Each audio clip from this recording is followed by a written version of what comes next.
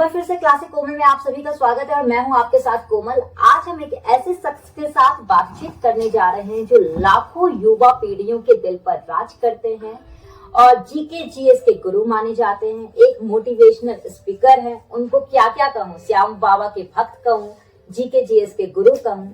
तो जानते हैं उन्हीं के मुजबानी, उनके नब्ज को आज हम टटोलते हैं। अभी तक आपने उनको देखा होगा कि वो आपको पढ़ा रहे हैं, सिर्फ अभी तक किताबों और उनकी दोस्ती रही होगी आप तक, लेकिन आज शिवांश सर की जिंदगी के बारे में जानेंगे। तो शिवांश सर, क्लासिक कोमल में आपका स्वागत है। स्वागत है मैम कभी।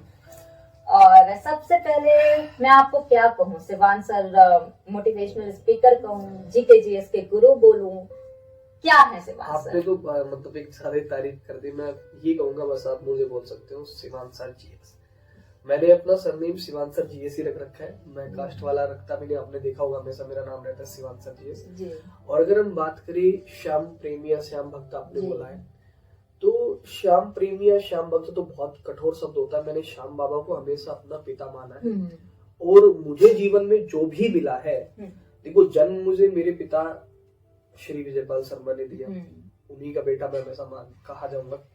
लेकिन जो मुझे जीवन में आज जो भी नेम फेम जो भी थोड़ा बहुत कुछ है या जो मुझे जानते हैं, वो केवल और केवल श्याम बाबा की कृपा है।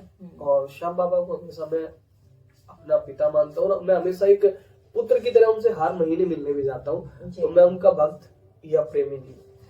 तो आप एक यूट्यूब के बहुत बड़े आइकन हो, तो आपने अपना नाम शिवांश सर जीएस क्यों चुना?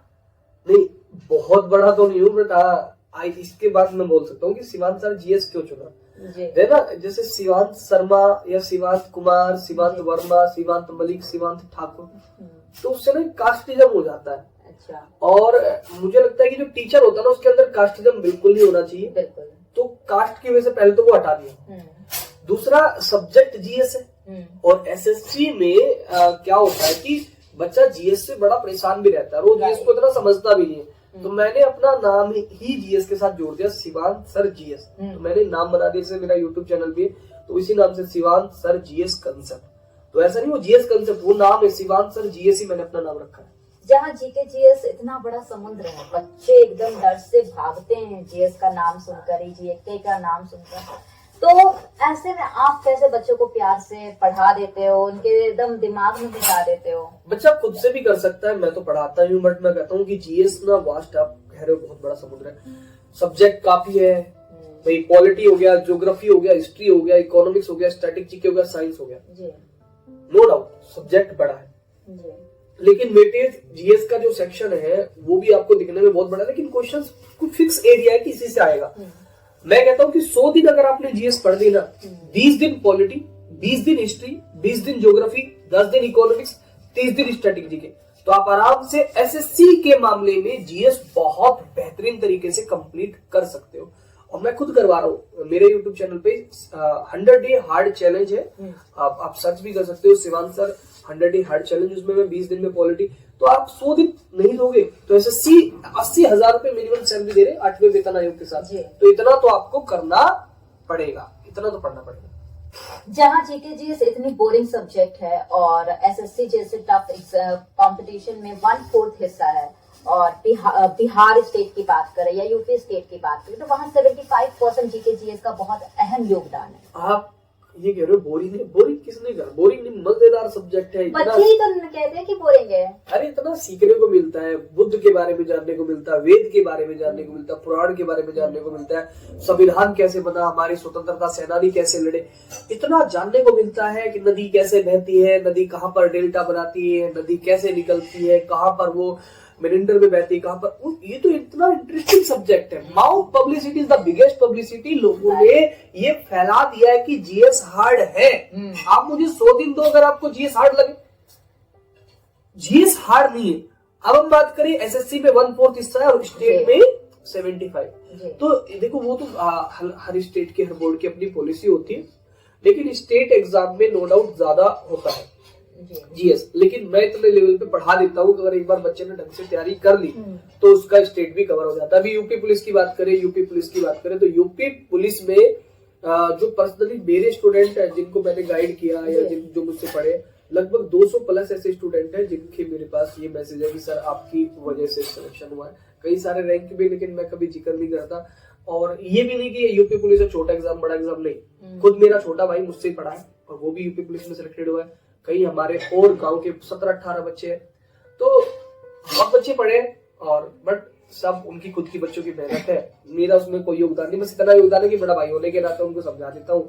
जो मैंने सीखा है, पढ़ा है पिछले 5-6 सालों में, वो बता देता हूँ, उनके काम आ जाता है। आप यूट्यूब भी मतलब ऑनलाइन भी पढ़ाते हो, ऑफलाइन भी पढ़ाते हो, तो ऑनलाइन और ऑफलाइन में क्या डिफरेंस है? किन तरह की चुनौतियों का सामना करना पड़ता है? क्योंकि ऑनलाइन में आप बच्चों से इंटरेक्ट नहीं कर पाते हो और ऑफलाइन में आप बच्चों से इंटरेक्ट करते हो।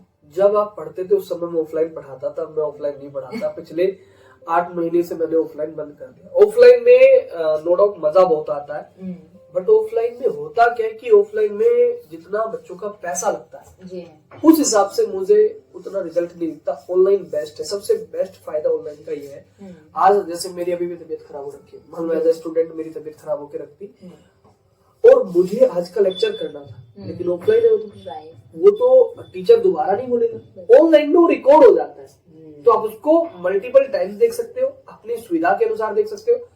ऑफलाइन में जो आने जाने में एनर्जी खत्म होती है वो बच जाती है।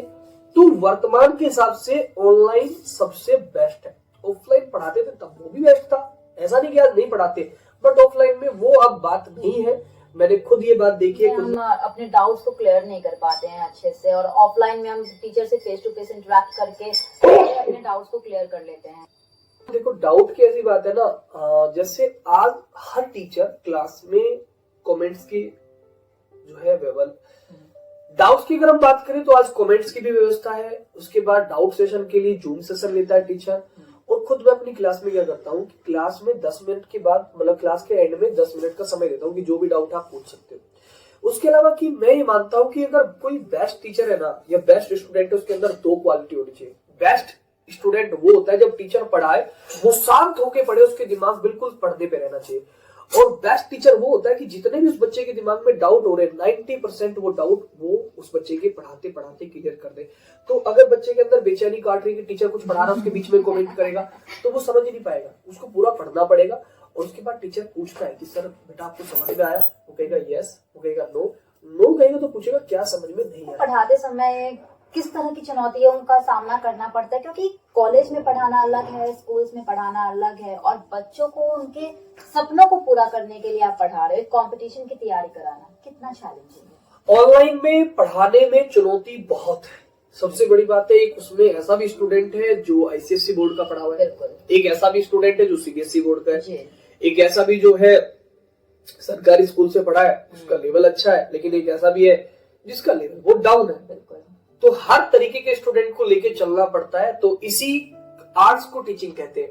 टीचिंग नॉलेज का गेम नहीं है। तो मुझे लगता है कि मुझे एक तरफ यूट्यूब हमें इतनी सारी सुविधाएं दे रहा है, घर बैठकर हमें ऑनलाइन क्लासेस करने की सुविधाएं दे रहा है, वहीं इसका मिसयूज भी हो रहा है क्योंकि एस्पिरेंट्स ही वीडियोस बनाकर कई सारे का कॉपी करके अपलोड कर देते हैं और कई सिलेक्शन लेने के बाद इस तरह की हरकतें कर रहे हैं। इनके लिए क्या कहना ये अच्छी चीज है, कोई एस्पिरेंट अगर ऐसा कर रहा है इसमें कोई बुरी बात नहीं है, लेकिन समस्या वहां पर आ जाती है कि एक टॉपर्स का पढ़ने का तरीका अलग था, उसकी बैकग्राउंड अलग था। तो मैं तो हमेशा ये कहता हूँ कि आप किसी टॉपर्स को ना सुनो, सुनिए सबकी, करिए अपने मन की। भाई किसी, मान लो मुझे रात को पढ़ना अच्छा लगता है, कोमल को दिन में पढ़ना अच्छा लगता है, रविकांत को जो है सुबह सुबह उठ के पढ़ना अच्छा लगता है। तो सबका पढ़ने का तरीका अलग होता है। हाँ, आप जैसे रिकमेंडेशन भी है ना, ऐसा मत सोचिए कि किसी टॉपर्स ने आपको टीचर से पढ़ने को कहा, कल के दिन कोई टॉपर्स बोले कि शिवांत से पढ़ना है ना, आपको शिवांत से पढ़ के अगर अच्छा लगता है, समझ में आता है, तब आप शिवांत से पढ़िए। यानी आप टीचर सब अच्छा पढ़ाते हैं, राइट। जिस टीचर का पढ़ के आपको समझ में आ जाए वो बेस्ट है। आपने अब तक कितने मैंने लाखों में तो बात नहीं हुई, पर हजारों बच्चों का अभी तक जो है गवर्नमेंट जॉब में सिलेक्शन दिलवाने में थोड़ा बहुत मेरा योगदान जरूर रहा है। कहते हैं कि किसी भी स्टूडेंट्स के पीछे, सफलता के पीछे गुरु का बहुत बड़ा हाथ होता है, उनका योगदान होता है। तो आप इस भूमिका को कैसे निभाते हो? गुरु का हाथ होता है, इस बात को कभी ठुकराया नहीं जा सकता, लेकिन सबसे बड़ा योगदान उस बच्चे की मेहनत का होता है, उस शिष्य का होता है जो दिन रात मेहनत करता है। गुरु राह दिखाता है लेकिन लाखों बच्चों को दिखाता है, उसमें आचार्य जी ने सभी को युद्ध कला सिखाई, लेकिन उनके सबसे प्रिय शिष्य अर्जुन थे, क्योंकि अर्जुन ने सबसे ज्यादा फोकस किया था। द्रोणाचार्य के बहुत सारे शिष्य थे, लेकिन सबसे प्रिय उन्हें अर्जुन था। द्रोणाचार्य ने सभी को सिखाया ना, लेकिन अर्जुन ने सबसे फोकस करके सीखा। एक गुरु सबको बहुत कुछ सिखाता है, सबको बराबरी सिखाता है, लेकिन जो सबसे ध्यान से पढ़े उसका सबसे प्रिय होता है, वही आयोग का सबसे प्रिय होता है, एसएससी का, यूपीएससी का, वही सिलेक्शन लेता है। शिवांश, आपको गुस्सा कब आता है? देखो, गुस्सा ऑफलाइन में आता था जब कोई बच्चा नहीं पढ़ता था, ऑनलाइन में तब आता है कभी। अब तो बिल्कुल आना बंद हो गया। सच बात तो यह कि कभी कोई बच्चा कुछ भी उल्टी सीधी कमेंट कर देता है, अब मैं समझ चुका हूं चीजों को। और गुस्सा इंसान को तब आता है जब उसकी कोई एक्सपेक्टेशन हो और उसकी वो एक्सपेक्टेशन पूरी ना हो, तो इंसान को गुस्सा बन जाता है। बट मुझे लगता है कि गुस्सा एक ऐसी चीज है जो इंसान को बर्बाद करती है। हमें शांतचित रहना चाहिए, गुस्सा ज्यादा नहीं करना चाहिए। अब मैंने गुस्सा करना पिछले 6 महीनों से बिल्कुल बंद कर दिया। मुझे कितना भी पिंच कर लो, मुझे गुस्सा नहीं। और उठते कितने बजे हैं? और उठने की बात करें तो मैं सुबह 6-7 बजे आराम से उठ जाता हूँ। उसके बाद मैं थोड़ा जॉगिंग वगैरह में जाता हूँ। तो शिवांश सर की दिनचर्या क्या होती है? यही होती है कि 11 अभी जैसे वो करता है, बेटर करता है, जैसे अभी 10-11 बजे निकल जाऊंगा ऑफिस में, फिर रात को 8-9 बजे आता हूँ। फिर वही अपना पढ़ाना होता है, सैटरडे संडे रेस्ट होता है। और शिवांश सर का फेवरेट फूड? खाने में तो कुछ फेवरेट ऐसा है नहीं, जो मिल जाए वो खा लेते हैं। बट फिलहाल कुछ दिनों से सलाद वगैरह बहुत ज्यादा खा रहा हूँ मैं, खीरे वगैरह। ये थोड़ा अब डॉक्टर ने जब से बताया कि खाने पीने में ज्यादा ध्यान देना चाहिए, हेल्थ इंसान को सबसे ज्यादा ध्यान रखना चाहिए। और फेवरेट फ्रूट की अगर बात करूँ तो चीकू बहुत ज्यादा पसंद है। और जैसे बहुत सारे एस्पिरेंट्स भी हैं जो तैयारी कर रहे हैं, तो उनके लिए उनको किस तरह से अपने हेल्थ का ध्यान रखना चाहिए? हेल्थ का ध्यान हर एक एस्पिरेंट को रखना चाहिए। पानी ज्यादा पिए भाई साहब, कम से कम 9 गिलास तो पानी पिए। उसके बाद हल्का खाना खाना है और थोड़ी सी सेहत पे भी ध्यान देना है। बाकी मैं ये मानता हूँ कि जब भूख लगे तब खाना खाना, ज्यादा साइंस नहीं लगानी चाहिए खाने पीने के हिसाब से, बस हेल्दी खाओ कुल मिला के। मैं भी ज्यादा वो टेंशन। तो शिवांश सर की फिटनेस का राज क्या है? फिटनेस को ये तो कौन निकली पड़ी है? कहाँ निकली पड़ी है? मैं तो लाइव देख रही हूँ आपको। जो बच्चे लाइव नहीं देख रहे होंगे उनके लिए कह सकते हो आप? नहीं, फिटनेस वगैरह कुछ नहीं, मैं तो बिल्कुल ध्यान नहीं रखता। बट हाँ, नॉर्मल खाना वाना होता, कुछ ऐसा नहीं है। तो आपके जो मूंछ है वो अक्सर चर्चा में रहते हैं, तो आपकी मूंछों का क्या राज है? हमारी मूंछों का आलम इस प्रकार है कि ताव हम देते हैं और घाव चबाने को पड़ता है। हाँ। ये मूंछें मैंने इसलिए रखी है, जिनका मैं जिक्र हमेशा करता हूँ। मेरी क्लास स्टार्टिंग उन्हीं के नाम से होती है, जय श्री श्याम बोलता हूँ। श्याम बाबा की मूंछें हैं और मैं उनका बेटा हूँ, तो मैं उन्हीं के नाम पर ये मूंछें रख रखी है, तो इसीलिए बस इनमें ताव चलता रहता है। शिवांश से हजारों के बच्चे, अब तो मैम हजारों नहीं लाखों हो गए। कई लाख बच्चों के गुरु बन चुके हैं।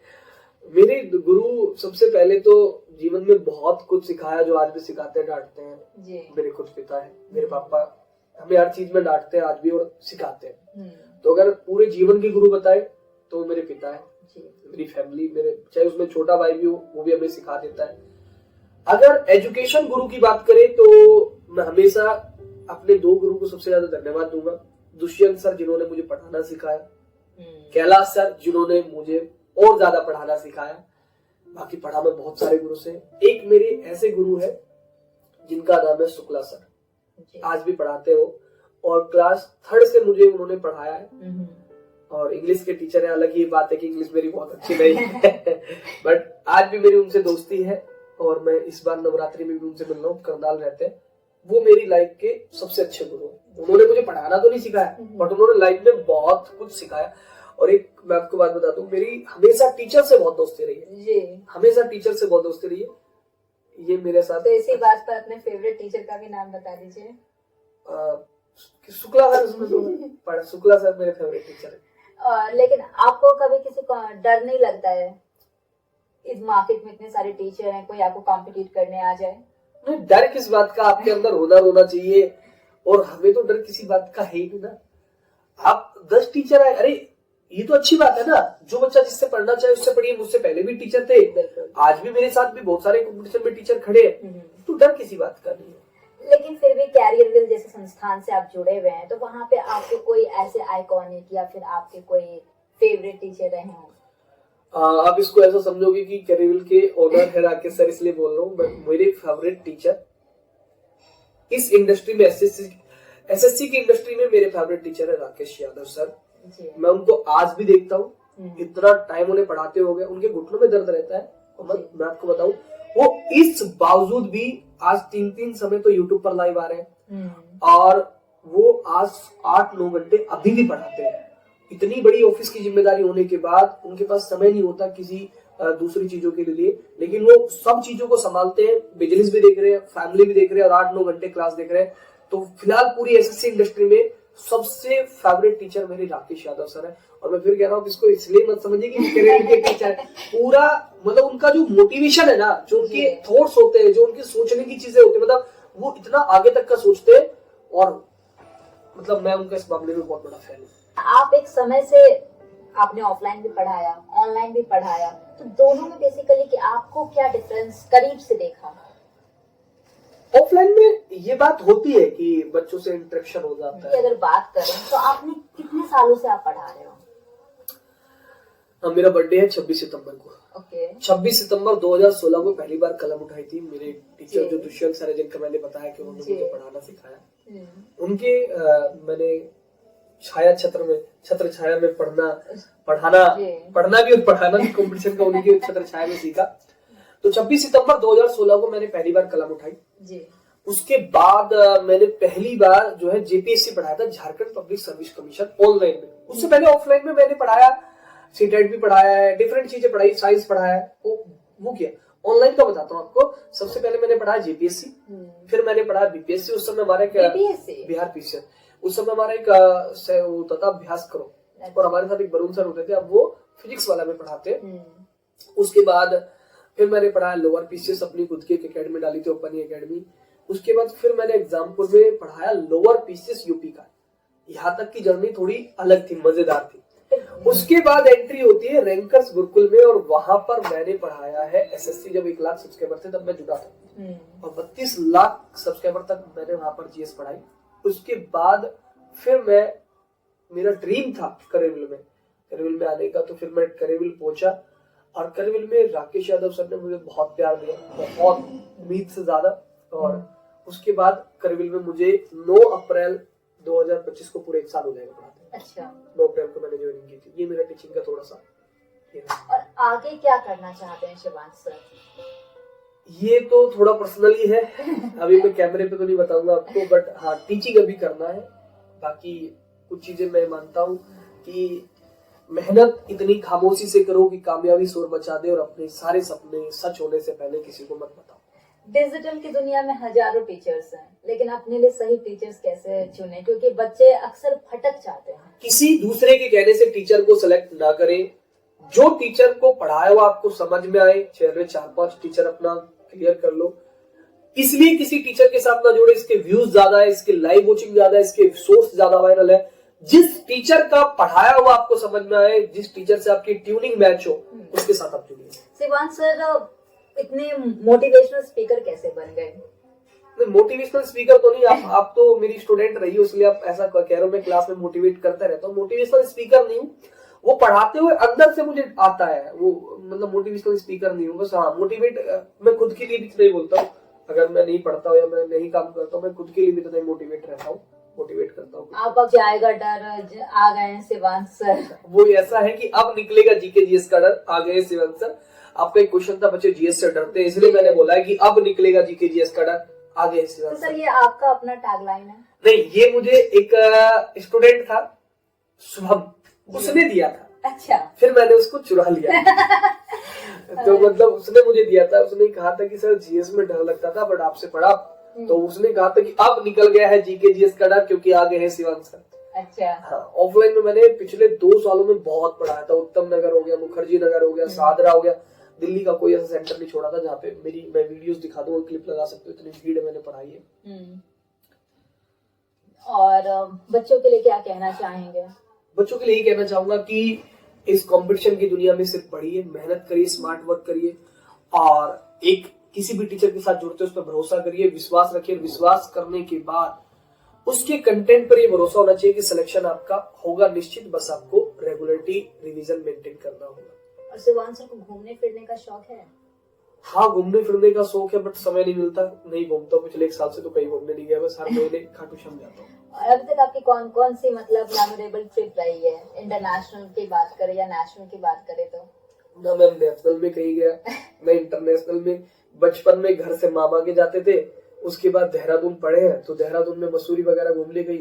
दिल्ली आ गए 2016 में, तो दिल्ली में आए तो दिल्ली में सिर्फ पढ़ना और पढ़ाना हुआ, कोई मेमोरेबल नहीं है। घूमने का समय नहीं मिला अभी तक, बट अब थोड़ा बहुत सोच रहा हूँ कि घूमूं। आप ही बता देना कहाँ घूमने जाए, ठीक है? तो कहीं घूमने जाएंगे। अभी कोई ऐसी ट्रिप नहीं है जहाँ पे मैं घूमा। हाँ, अभी गया था लास्ट 2 दिन के लिए तुंगनाथ महादेव के मंदिर पे, और वो भी मेरा दोस्त राजन है, वो जबरदस्ती ले गया, बट बहुत सुकून मिला। उस दिन ऐसा लगा कि लाइफ में घूमना भी चाहिए, बट उसके अलावा कुछ ऐसी मेमोरेबल नहीं है। बस पढ़ना पढ़ाना ही है मेरी लाइफ में तो सबसे ज्यादा। अक्सर लोगों को लगता है कि आप बैचलर हो, सच्चाई क्या है? अभी तो मैम घर नहीं बसा, ठीक है? नहीं, अभी घर नहीं बसा है मेरा, अभी तो अभी घर वाले देखेंगे तब कुछ होगा। तो अपने लिए कोई लड़की वड़की पसंद कर रखी है? नहीं, लड़की वड़की तो क्या ही पसंद करेंगे, घर वाले देखेंगे, उसके वगैरह तो नहीं आया, बट हाँ ऐसी कोई लड़की वड़की पसंद नहीं है कभी। तो आप कब तक शिवान सर से? तो हाँ, अब भी शादी के बंधन 2 साल तो नहीं कर रहा हूँ, अभी 2 साल नहीं कर रहा हूँ। 2 साल के बाद उम्मीद 30 साल का होने के बाद करूँगा। तो आज के वीडियो में बस इतना ही। बाकी शिवान सर हैं, वो बताएंगे आपको कि आगे की यात्रा कैसी होनी चाहिए। और मैं यही कहूंगा कि भाई पढ़िए, और जीवन में एक चीज याद रखना कि हमेशा आपकी जो मेहनत की हुई है ना आपने, वो उसका रिजल्ट हमेशा मिलता ही मिलता है। की हुई मेहनत कभी बगल को नहीं जाती। और ये लास्ट इसी बात के साथ सेशन को एंड करूंगा कि हर जगी हुई रात काम आएगी, हर जगी हुई रात काम आएगी। एक दिन तेरे पास चलकर सफलता वाली कार आएगी। तो मैं पहले कहता था कि लाल बत्ती वाली कार आएगी, इसका मतलब सरकारी नौकरी। और एक बात और कहना चाहूंगा, जो मैं हमेशा क्लास में कहता हूँ, कि कलम चाहे 2 रुपए की हो या 100 रुपए की, ये लिखती वही है जो हम चाहते हैं। किस्मत बनती तेरी हो या मेरी, बनती उसी की जो मेहनत करता है। रेगुलरिटी, रिवीजन के साथ मेहनत करते जा। एक दिन ऐसा आएगा कि तेरे और तेरे परिवार के सपने, जो माँ बाप की फिक्र है, वो फक्र में बदलेगी। नमस्कार।